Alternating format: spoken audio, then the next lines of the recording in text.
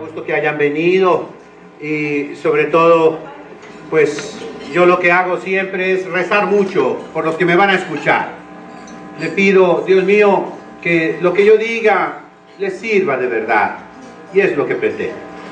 El día de San Patricio es el color verde, ¿verdad? Que sí, todo trae verde. Si no, dicen que hay que dar un pellizco, ¿verdad? Bueno. Sin embargo, cuidado con la superstición, ¿eh? Ya saben que el trébol, que la buena suerte, que quién sabe qué. No, no es cierto. Ojalá fuera eso, pero no. Recordemos también cómo el mundo de hoy tiene ausencia de Dios y está llenando ese hueco con tonterías que se llama la superstición, la magia, la adivinación, los sueños.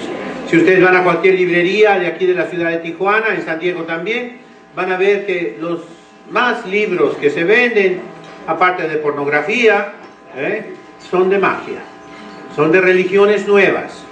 Vayan a cualquier supermercado, van a encontrar muchísimos libros de religión, pero equivocados, que van contra Jesucristo, que van contra la iglesia de Jesucristo.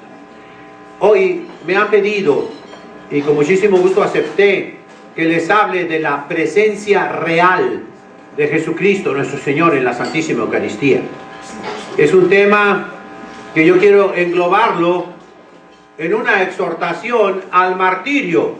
¿Qué es eso, monseñor?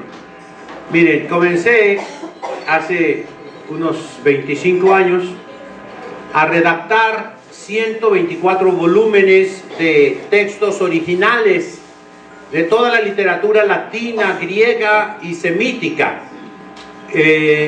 Y la primera obra de la patrología latina es de Tertuliano. No es un santo, pero casi un santo de muchas cosas, ¿no? Él era un hombre casado. Y Tertuliano tiene una exhortación a los mártires. En aquel tiempo mataban a los cristianos, como ahorita en Siria, en Irak, en Libia, en Nigeria. Y entonces los exhorta a no desmoronarse. Decimos aquí en México.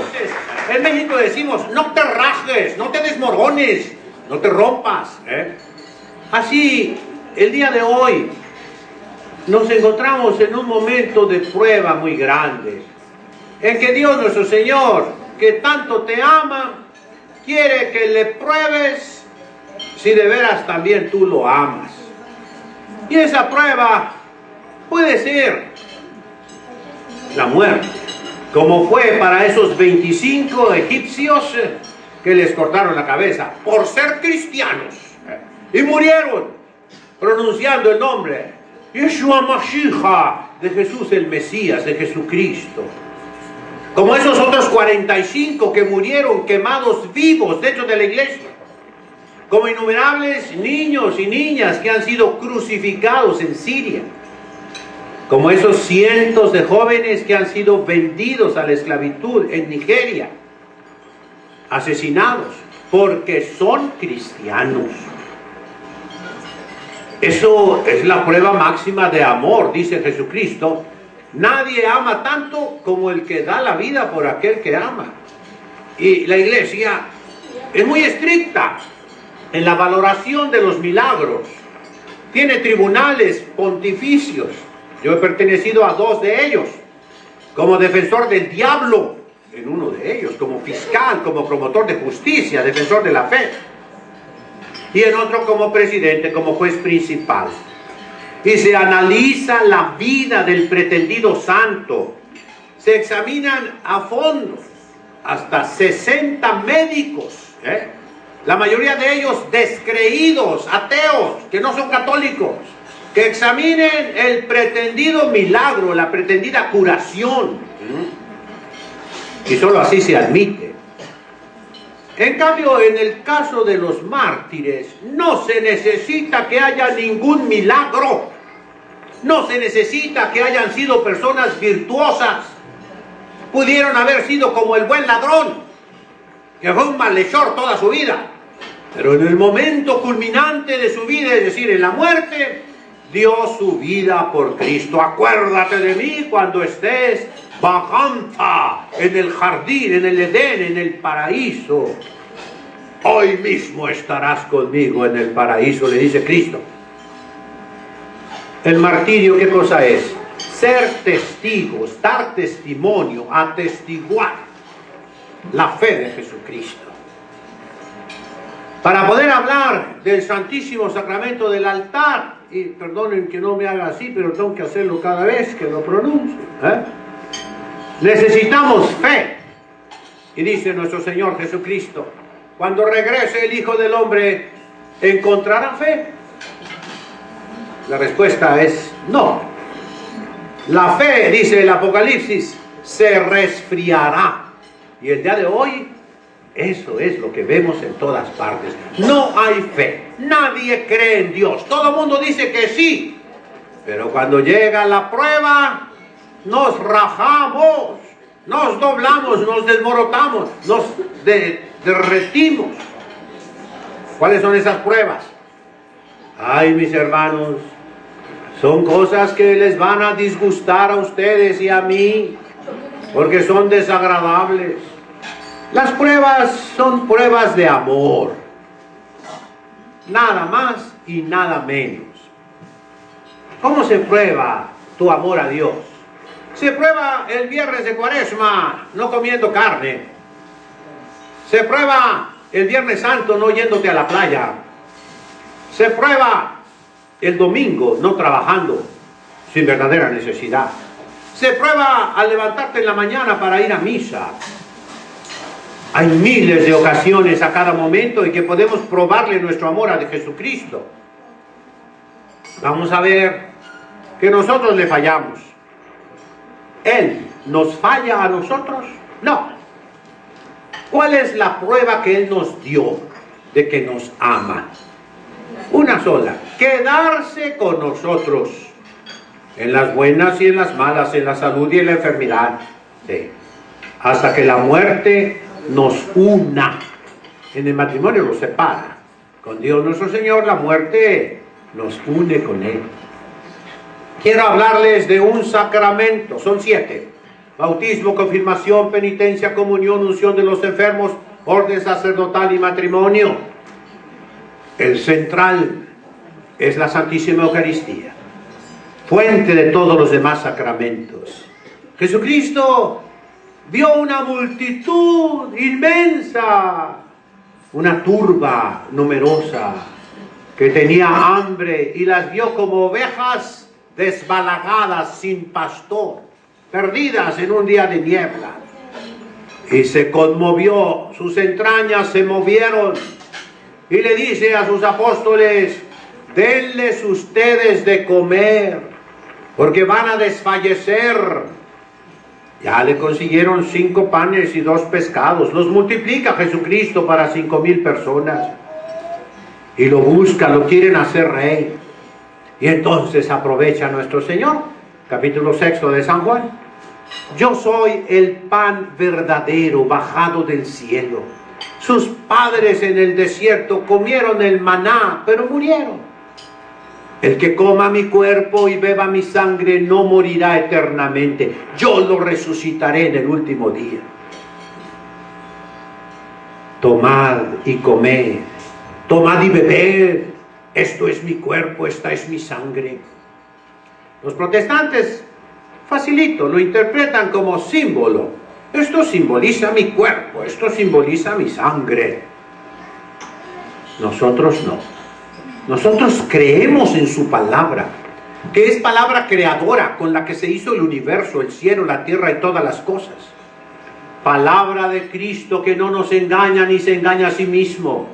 Esto es mi cuerpo. Y la iglesia desde los inicios adoró el cuerpo de Cristo en ese pan y en ese vino.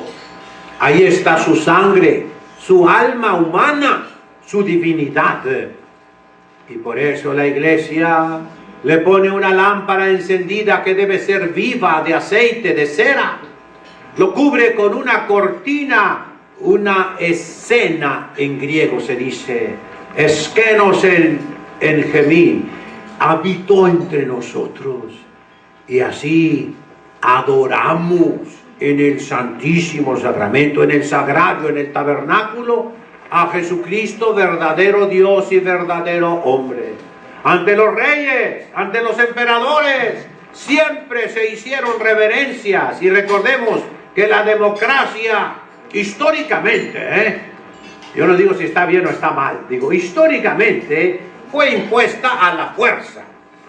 ¿Quién impuso la democracia en México? Estados Unidos. Y en toda América Latina, Estados Unidos. ¿Quién impuso la democracia en Europa? Napoleón Bonaparte. Y la puso a la fuerza. O te haces demócrata o te corto la cabeza. Y también en América Latina, pues es lo mismo, hijos. Tenemos que ser demócratas, pero nosotros nunca hemos sido demócratas. Si alguno cree en la democracia, pues dejen lo que crea, ¿verdad? De que los hay, los hay. No hay problema. Pero nosotros siempre hemos sido monárquicos. Siempre. Y seguimos siéndolo. La gente sencilla dice, el presidente, pues el presidente es la autoridad. Que se llame Peña Nieto, Porfirio Díaz, o Benito Juárez, o Maximiliano, o Iturbide, o Santana. El pueblo sencillo siempre ha dicho, es la autoridad. ¿Que representa a quién? A Dios. Y nosotros inconscientemente, pero seguimos así. Y sí, hacemos chistes sobre... Pues, yo recuerdo Echeverría, yo creo que nadie le gana en chistes, ¿verdad? Chistes sobre Echeverría todavía se siguen escuchando. Y no se ha muerto, está muy enfermo. Recen por él. Dentro de lo que cabe, miren, hijos, Echeverría hizo un plan maravilloso que no siguió Díaz Ordaz. ¿Quién fue después de Echeverría? ¿Siguió Díaz Ordaz? Sí, ¿verdad? No lo siguió. Pero él había hecho el plan de que con el petróleo de México se hicieran presas en los altiplanos, en la Sierra Madre Oriental y Occidental, para irrigar todas las zonas áridas de México. Si se hubiera hecho eso, sería la bendición más grande para México. Y ahí están los planos muertos. El pueblo siempre vio y seguirá viendo en los gobernantes a Dios nuestro Señor, porque toda autoridad viene de Dios. Entonces, volvamos acá. Jesucristo nos deja su cuerpo y su sangre. Se queda Él vivo, viviente, en medio de nosotros, en el mismo barco, en la misma lancha, en el mismo bote. Y somos la iglesia verdadera. ¿Cómo quisiera yo que todas las diferentes sectas que vemos a cada esquina fueran la iglesia verdadera? ¡Qué bendición tan grande! Pero no lo son. Están mancas, porque les falta Jesucristo presente.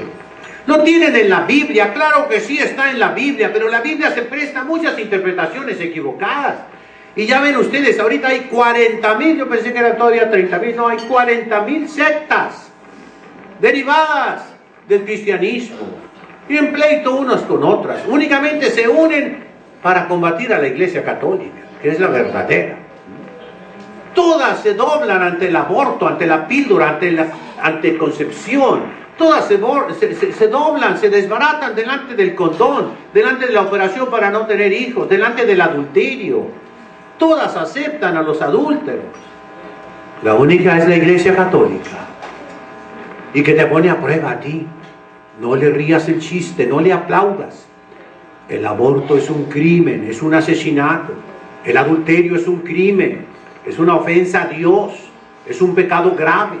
¿Cuál es la diferencia entre los católicos y los no católicos? Para los católicos hay una serie de valores, para los no católicos hay otra. Los no católicos dicen: todos los hombres son infalibles, menos el Papa. Y todas las mujeres son inmaculadas, menos la Virgen. ¿Así? Los católicos decimos: todos somos pecadores, pero hay una criatura bellísima, hermosísima, que le dio la carne a Cristo, la sangre a Cristo, que le dio todo lo que tiene Cristo como hombre, y es la Santísima Virgen María, la Inmaculada. Y por eso, al adorar a Cristo, estamos adorando, entiéndalo bien, el cuerpo que recibió de la Santísima Virgen María. Estamos adorando la sangre preciosa que derramó en la cruz Él, pero que la recibió enterita de la Santísima Virgen María. No la recibió de San José. Mañana es su fiesta de San José, pero San José no es el padre de Cristo.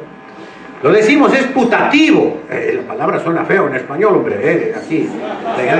Pero significa lo mismo que computadora, computación, significa pensar. La reputación es lo que piensan de ti. Y entonces, el padre putativo es aquel. Todo el mundo pensaba que él era el papá, pero no es el papá de Cristo.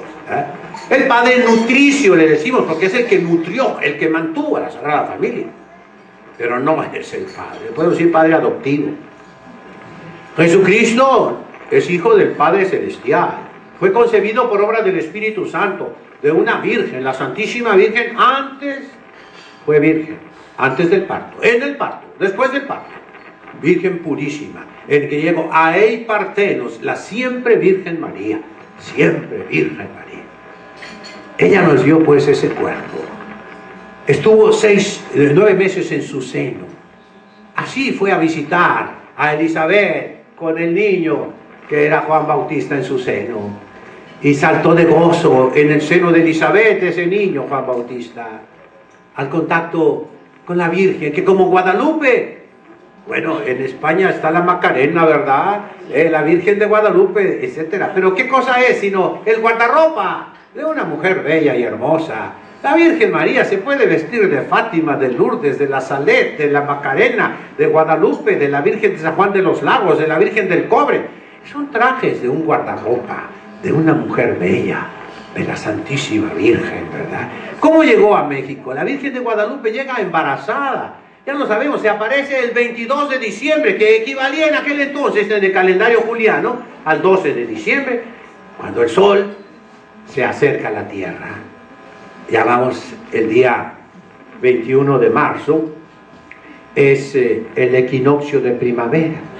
Es cuando el día y la noche son iguales, 12 horas exactísimas, ¿verdad?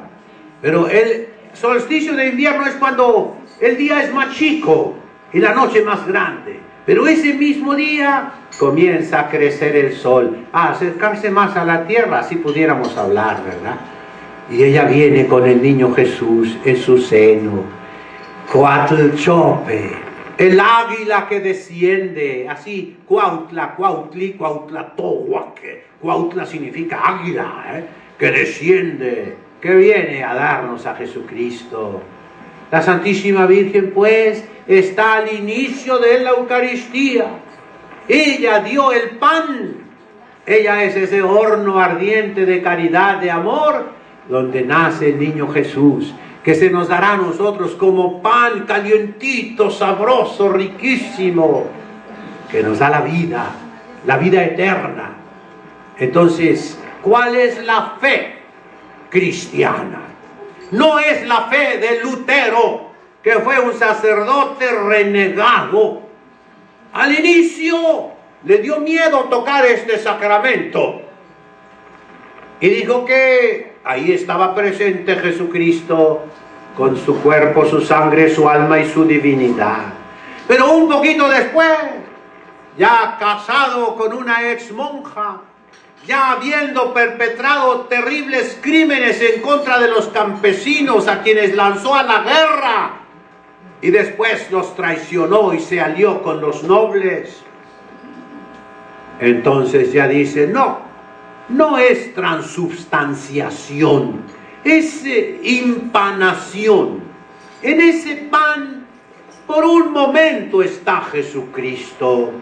Y ese error se llama herejía, que dice, después de la Santa Misa, ese pan ya no es Jesucristo, vuelve a ser pan ordinario. Y lo ven ustedes, la falta de respeto contra las hostias consagradas, que las llevan por aquí, las dejan en una mesa. Terrible. Y eso se ve, hijos, y no nada más en Alemania o en Holanda, donde quiera, si ustedes se fijan. Delante de un rey, delante de un emperador, delante de un príncipe, siempre dobló la rodilla. Así era la etiqueta, el protocolo. Pero la rodilla izquierda, no la derecha. La rodilla derecha únicamente se dobla delante de Dios nuestro Señor. Es como el anillo de la mujer. La mujer casada legítimamente tiene derecho a traer anillo en la mano izquierda, en el dedo cordial, el anular. La que no está casada por la iglesia, póngase todos los anillos que quiera. Aunque sean de oro y diamantes, no dejarán de ser de plástico y de fantasía, porque no son verdaderos. No te lo pusieron en el altar, te lo pusiste tú. Y ponte hasta en la nariz y donde quieras. Pero no son anillos, no es la sortija, no eres consorte. Ustedes nunca se dejen llamar parejas. No, yo soy la esposa, yo soy la dueña, yo soy la señora de. No soy la pareja. Pareja los burros, pareja, pues claro, cada oveja con su pareja, ¿verdad? Y tú no. La mujer casada tiene su anillo bendecido por el sacerdote. Es la sortija que te hace consorte. Sin embargo, la religiosa tiene su anillo en la mano derecha. La diferencia es el novio, que no se te muere. Es el novio que es más rico, aunque te hayas casado con el Slim, es más rico Jesucristo, y no se te muere, y no te traiciona, no te pone cuernos, no. Es fiel. Esa es la diferencia. Por eso, qué interesante es ver cómo debemos doblar la rodilla derecha ante el Santísimo Sacramento. El día de hoy, una de las primeras frases que dijo el Papa Francisco, que a mí me llenó, por un lado, de alegría que se fijó en eso, por otro lado, de inmensa tristeza. Dijo el Papa Francisco: troppe chiese chiuse, en italiano. Demasiadas iglesias cerradas. Si ustedes van a Roma, la capital del mundo católico, está llena de iglesias cerradas y clausuradas forever and ever. Pues sí, porque la gente ya no va a la misa, la gente no acude a las iglesias. En Europa, yo no sé España, pero en Europa la iglesia es para los viejecitos. Los jóvenes no van, los niños no van. Las iglesias están cerradas. Los curas andan en shorts y en chanclas.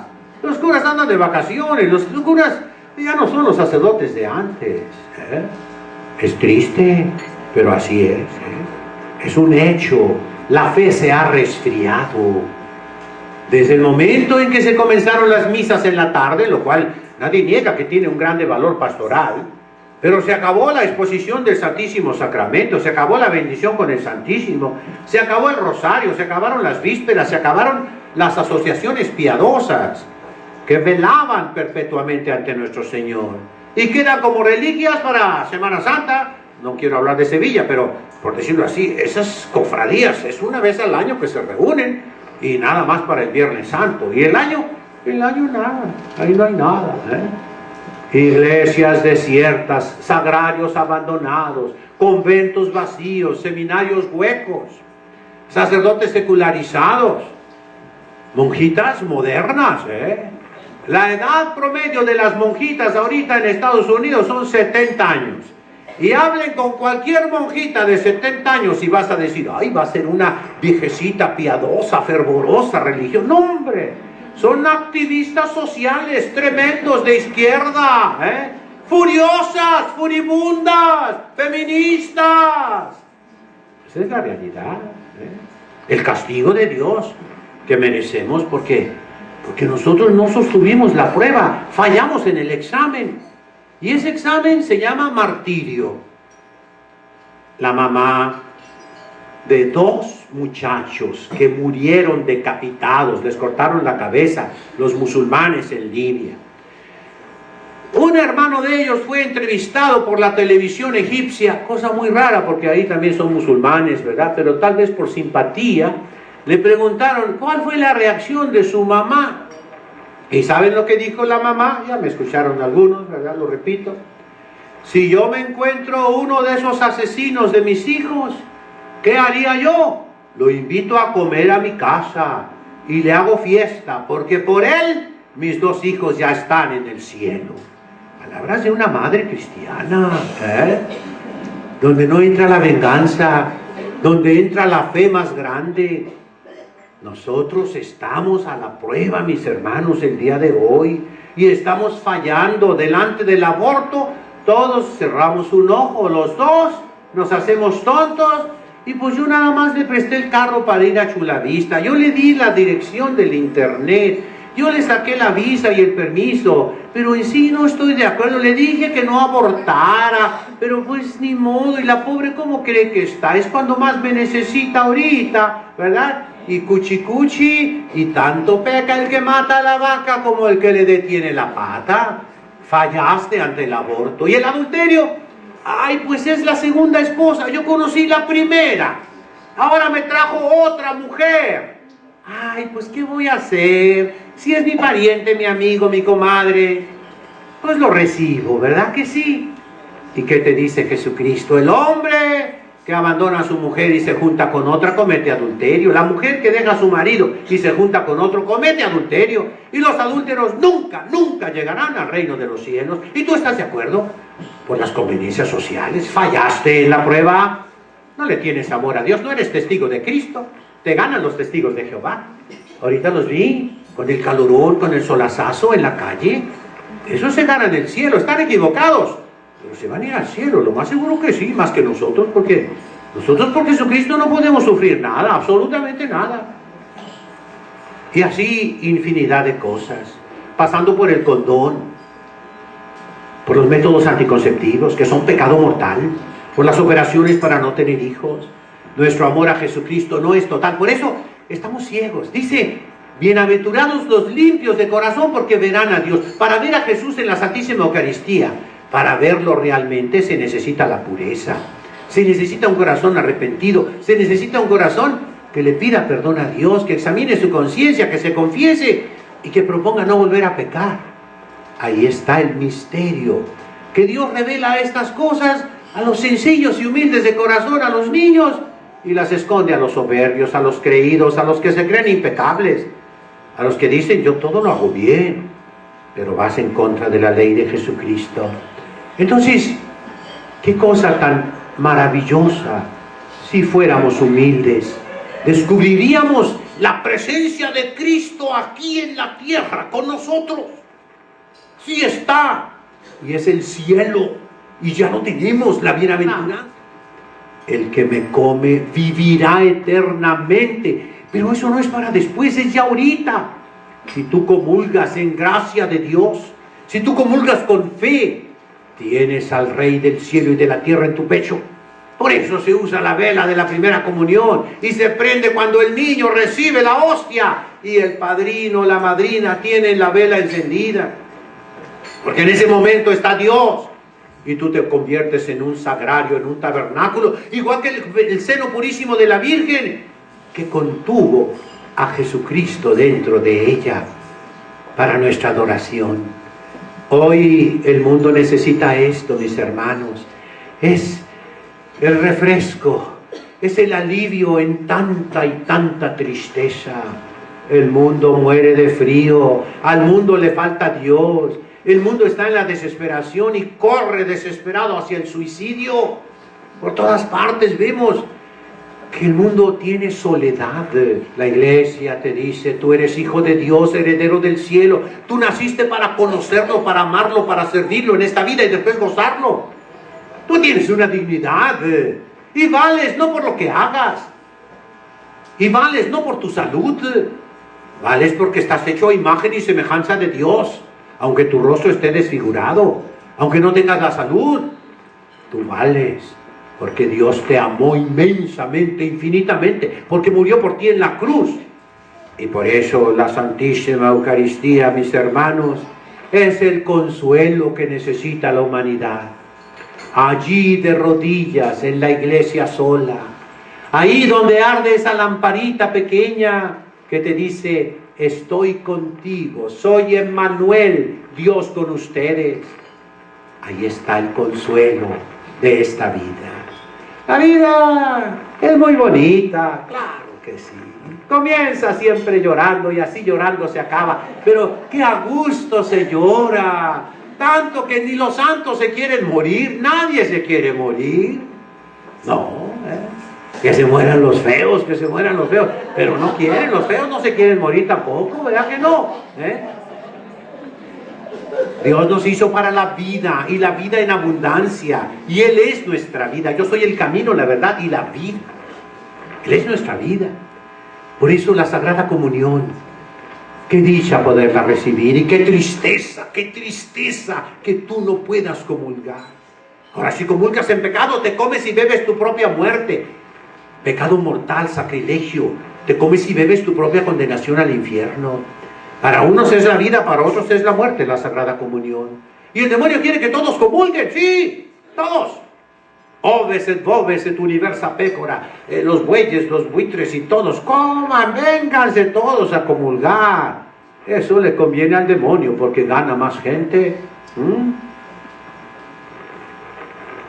Como fallamos, fíjense, como fallamos nosotros en cada momento, le fallamos a Jesucristo.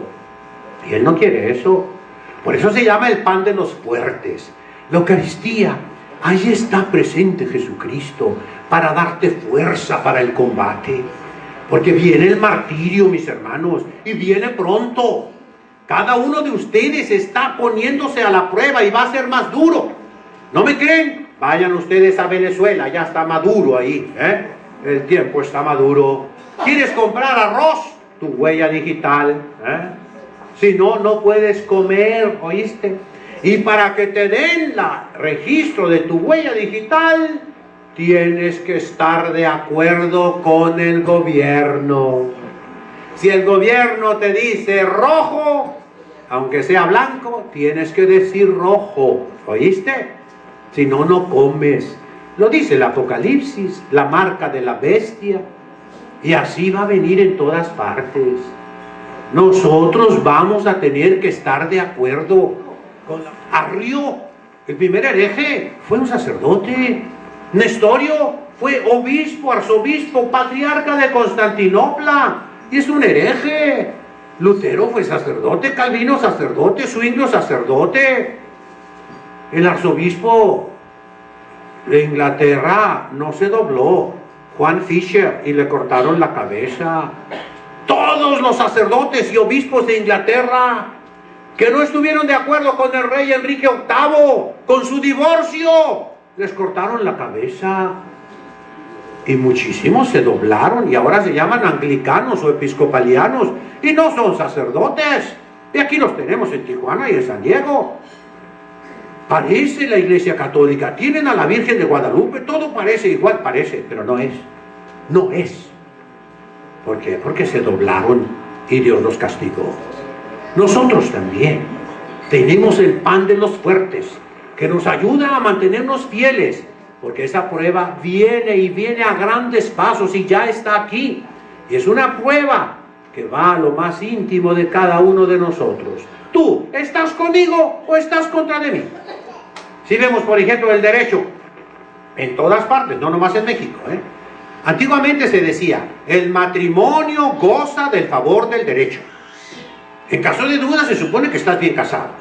Ahora no, el divorcio goza del favor del derecho. Primero está el divorcio, como un derecho de las personas. Y las criaturas, ¿cómo sufren las criaturas?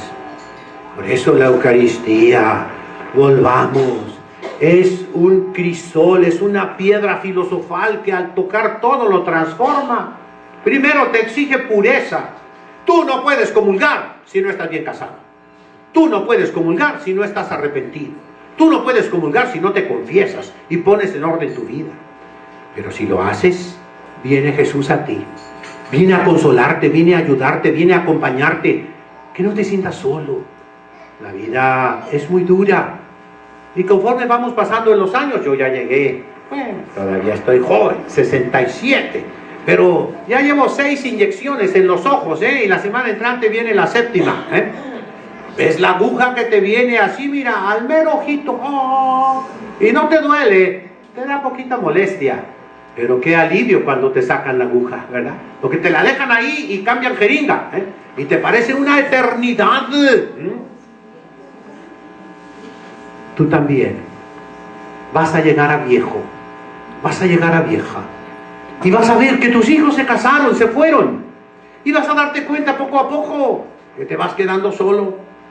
Yo antes me tocó ir a Roma 3 veces, ya no quiero ir, 3 veces fui porque me llamaron a la Sacra Romana Rota. Mejor dicho, 2 veces me llamaron, 3 veces me llamaron, y cuarta, Monseñor Berlí, una vez iba a ir a Roma y a Ginebra y no pudo ir, y me dio, en aquel tiempo no pedían pasaporte, me dio su boleto, vaya usted, de mi nombre, ¿no? Y allá me tocó estar hasta traduciendo en la Organización Internacional del Trabajo, ¿verdad? Allí en las cabinas, porque era una conferencia en latín, y de todos los traductores no había uno que supiera latín. Ah, pues yo voy ahí, feliz de la vida. Ahí me inicié, ¿verdad? Y fui a Roma, y después, pues lógico, en Roma visité mis antiguos profesores, pero la última vez fue hace 3 años. Fui a Roma, ya no queda ningún profesor mío, y de mis compañeros encontré uno más acabado que yo, más viejecito que yo, y casi ni me reconoció. Y dije, ya no vuelvo a Roma. ¿A qué voy? Yo no conozco a nadie, ¿verdad? Y poco a poco también aquí, y así va a ser contigo también. Un día te vas a morir. Qué consuelo tan grande de poderle decir a nuestro Señor, yo también te di la prueba de mi amor. Yo también fui fiel a ti, Señor. No te traicioné, no me rajé. ¿Cuál fue la prueba de Abraham? Sacrifícame a tu hijo Isaac, y estuvo dispuesto a hacerlo. Cada persona tiene un momento de alternativa, como los toreros, ¿oyeron? Cada persona tiene un momento donde su palabra se tiene que cruzar con la palabra de Dios. Y hay de ti que lo único que sepas es agachar tu cabeza y avergonzarte como San Pedro delante de aquella sirvienta. Tú eres Galileo, tú andabas con Jesús el Nazareno. No es cierto, yo no lo conozco. Y maldijo a Jesucristo y renegó de él y cantó el gallo. Antes que cante una vez, tú me habrás negado 3. ¿Cómo temblamos delante de cualquier prueba, mis hermanos? Y nos avergonzamos de Jesucristo. Toma tu comunión, recíbelo y serás fuerte, te blindarás y tendrás el descaro de decir, soy cristiano aunque me cortes la cabeza y no estoy de acuerdo con el pecado. El demonio lo único que quiere es mentir, porque quiere nuestra desgracia, nos odia por ser imagen y semejanza de Dios, nos odia, es el que odia al género humano. Y entonces el único objeto del demonio es decir, eso no es pecado, y lo ha conseguido. Las leyes de la tierra están de acuerdo con él y dicen, el aborto no es pecado, está permitido, porque todo lo que permite la ley se supone que es honesto, se supone que es justo, ¿sí o no? Sí, porque lo permite la ley. Y así piensa muchísimo pueblo. Por eso, la Eucaristía, volvamos al tabernáculo, vayamos al sagrario, visitemos esas iglesias abandonadas, porque vendrá el día, mis hermanos, y ya está cerca, en que ya no habrá iglesias, en que ya no habrá sacerdotes. ¿Qué problema? Por ello, pan de los fuertes, pan de rebeldía. Dice el Papa Francisco, vayan contra la corriente. Se puede interpretar de 1000 maneras, pero yo lo interpreto como el pescado vivo, el salmón que está en los ríos. Es vivo porque va contra la corriente del mar, va subiendo y subiendo, ascendiendo hasta las montañas. Ese es el pescado vivo. El pescado muerto flota como palito en el agua y se va, se lo lleva la corriente. Nosotros somos pescaditos vivos. Jesucristo es el pescado. Ichtis significa Jesús Christos, Iuteu, Hijo de Dios, Salvador. Jesucristo es ese pescadito vivo que te dice, muévete, no te dejes. Si tú comulgas, tendrás fuerza cuando llegue la prueba. A todos nos llegará. Y hay de nosotros que le fallemos a Jesucristo en ese momento, porque Él también se avergonzará de nosotros el día de la muerte.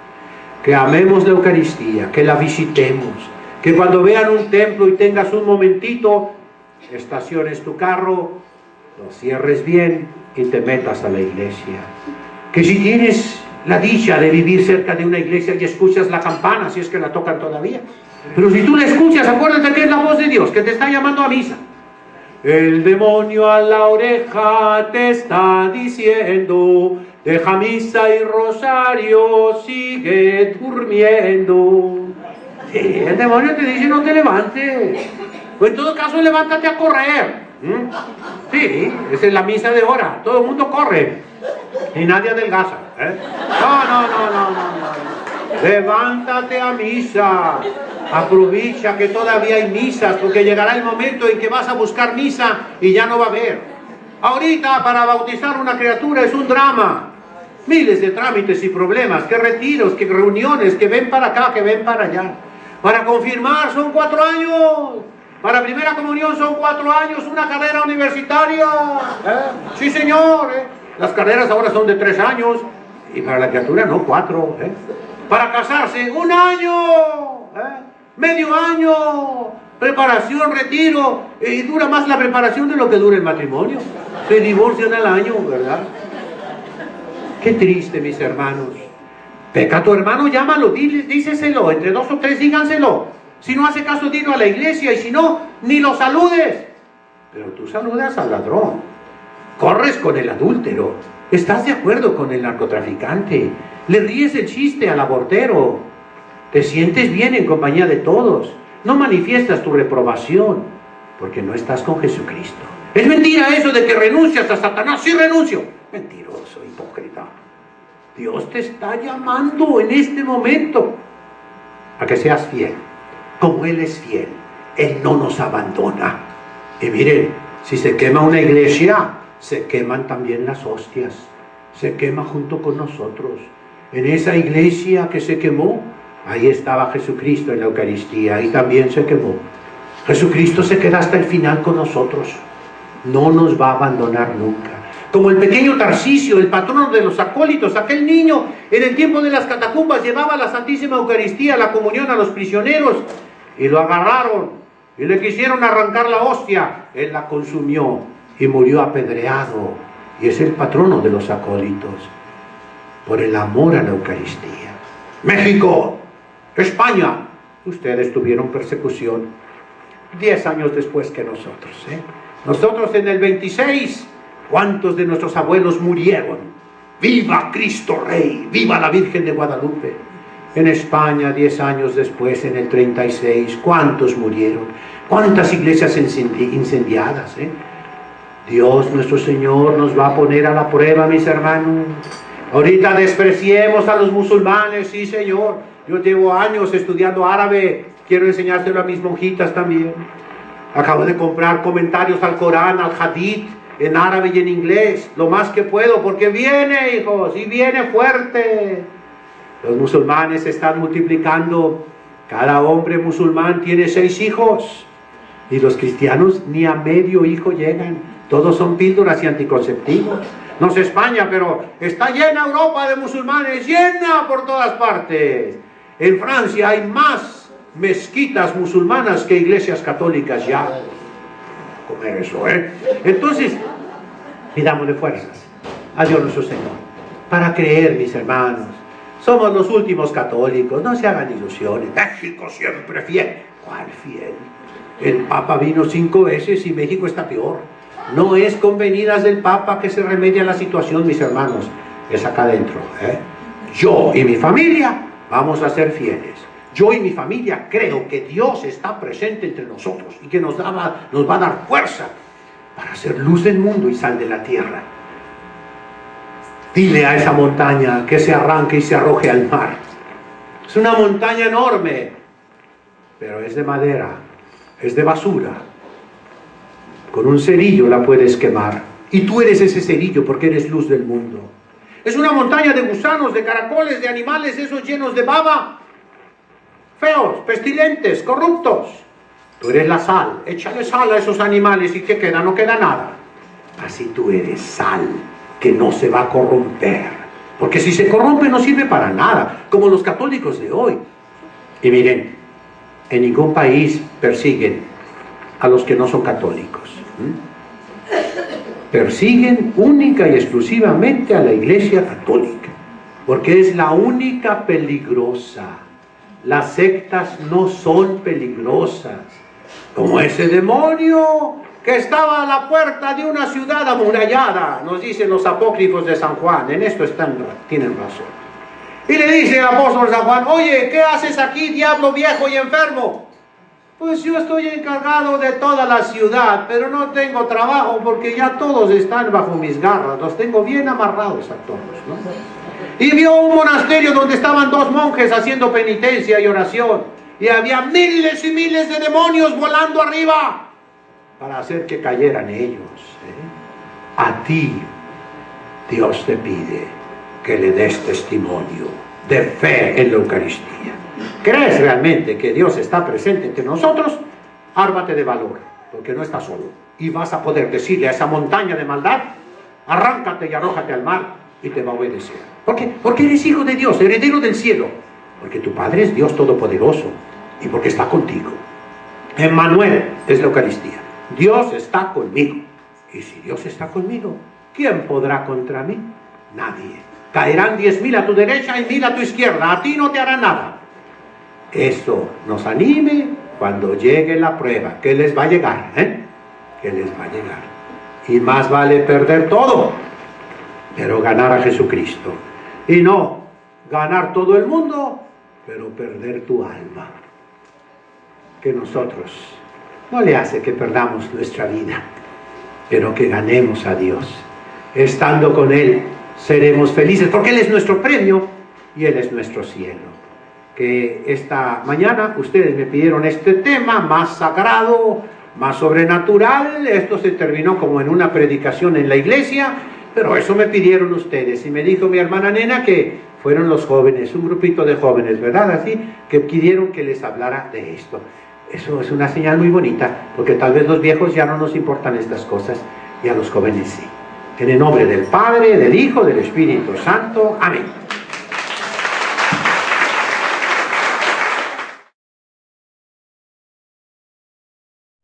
José, ¿cuál es el deber de un padrino? Bueno, primero es el buen ejemplo a su ahijado. Que se le pueda decir: haz lo que hace tu padrino, lo que hace tu madrina. Segundo, en el caso del bautismo, la tradición cristiana siempre ha dicho que aparte del buen ejemplo, ellos tienen otra obligación. En caso, Dios no lo quiera, que muriera el papá y la mamá, al padrino y la madrina de bautismo le corresponde que a ese niño no le falte casa, vestido, sustento y educación cristiana. Les voy a contar una historia de mi mamá. Mi madre fue una mujer moderna, pionera en su tiempo. Ella nació en 1919.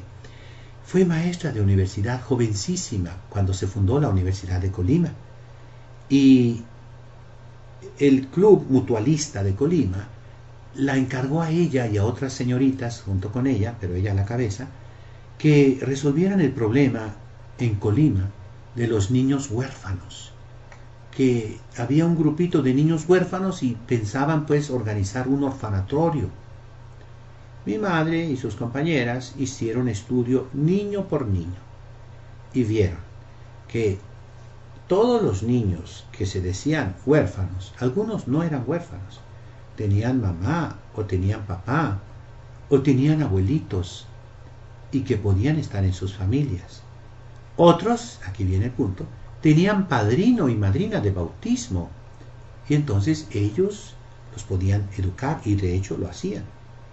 Y otros eran de Jalisco y entonces en Jalisco había orfanatorios, el Hospicio Cabañas, por ejemplo, fundado por el señor obispo Cabañas, y muchísimos otros. Y entonces nos mandaron a Jalisco, a su lugar. Y colorín colorado, los orfanatorios realmente es algo moderno en la iglesia. Huérfanos siempre ha habido en el cristianismo, en la Santa Iglesia Católica, pero siempre había padrino y madrina de bautismo. Y si no, de confirmación. El problema surge ahora, que los niños no los bautizan. La obligación es antes de los 8 días. Si es posible, el mismo día en que nacieron deben ser bautizados. Y segundo, los señores obispos tuvieron la idea, que sería bueno ya evaluarla después de cerca de 30 años de caos, de que no se confirmara, como siempre se hizo, después del bautismo a los niños, a los bebés. Y entonces el 90% de los jóvenes no está confirmado. No está confirmado y jamás se va a confirmar. Y tampoco tiene padrinos. Si no está bautizado, no tiene padrinos de bautismo. Y si no está confirmado, no tiene padrinos de confirmación. Y entonces no tiene protección. Le hemos quitado a los niños la protección de los padrinos. Ahora, los padrinos. La iglesia con los papás no es tan exigente como con los padrinos, porque el papá y la mamá no se escogen. Pero el padrino y la madrina sí se escogen. Y por eso deben de estar bien casados por la iglesia. Y debe ser un matrimonio, óiganlo bien, solo por excepción, por verdadera carencia de personas conocidas se puede poner un soltero. Pero normalmente deben ser casados, un matrimonio cristiano. Y no viejecitos, sino jóvenes que pudieran intervenir en el caso que muriera el papá y la mamá. Tienen que ser bien católicos. Ahora aquí en Tijuana, tristemente, fíjense, los padrinos se han visto únicamente como un proveedor económico. Padrino es el que le compra el trajecito al niño y hace los gastos de la fiesta, de la pachanga. No debe haber fiesta de bautismo ni pachanga, en ese sentido no. La mamá no tiene por qué estar presente. Los padrinos deben ser de confianza, en todo caso que vaya el papá, que se bauticen antes de los 8 días. Se registra el niño y se bautiza. Miren, hay un dicho mexicano, una costumbre mexicana, que no entienden bien. Ustedes la entienden al revés, ¿eh?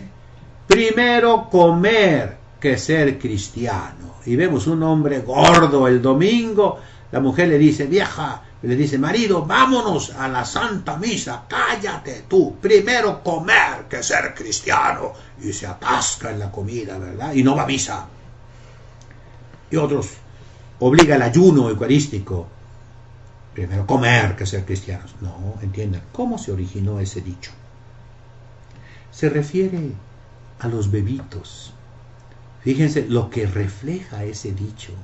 De costumbres verdaderamente católicas, cristianas, de amor a Dios y de amor al niño.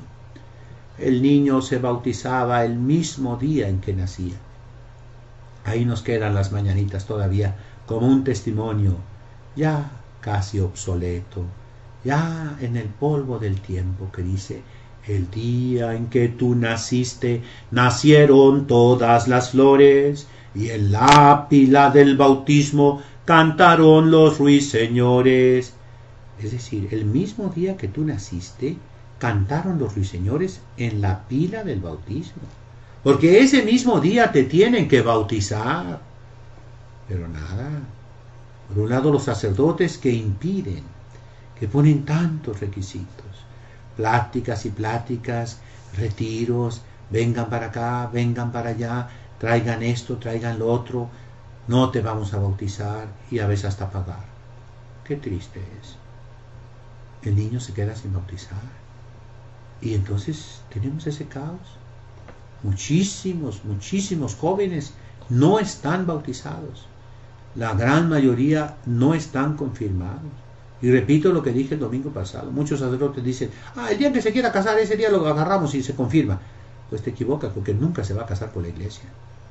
Ese es el fracaso pastoral. Y eso no quería el Concilio Vaticano II. No, señor. Eso no lo quería. Por eso el deber del padrino, pues también, ahora te van a enjaretar que pagues tú. Pero debe darle vergüenza al papá y a la mamá que el padrino tenga que pagar esas cosas. Normalmente el padrino daba un pequeño regalo a la criaturita, pero un regalo pequeñísimo, que era pues un rosario, una medallita y ya. Pero el ropón lo ponía la mamá y lo tenía desde antes que naciera la criatura.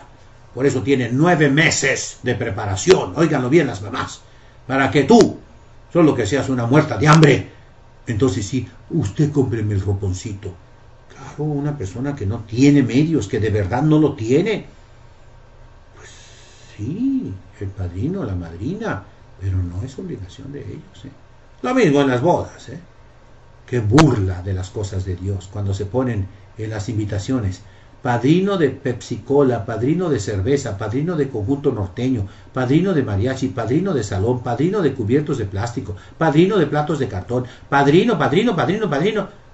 Oye, entonces es una fuente de gastos nada más. No, los padrinos son padrinos de velación y no deben pagar nada. Padrinos de lazo, ellos sí, normalmente se acostumbra que ellos compran un lazo, que no cuesta tan caro. Padrinos de anillos, ellos no compran los anillos, eso los compran los esposos, el marido, la mujer, no los padrinos, ellos los llevan y basta. Qué triste la situación actual. Por ello, pues, el deber de un padrino primero es dar el buen ejemplo. Segundo, ayudar a sus hijos, a sus ahijados, que se vayan por el buen camino. Antiguamente había un impedimento de parentesco espiritual, que significa el respeto, la distancia que se tiene que tener. Pero sí, si el padrino o la madrina cumplen su deber, ese niño, esa niña se va por el buen camino.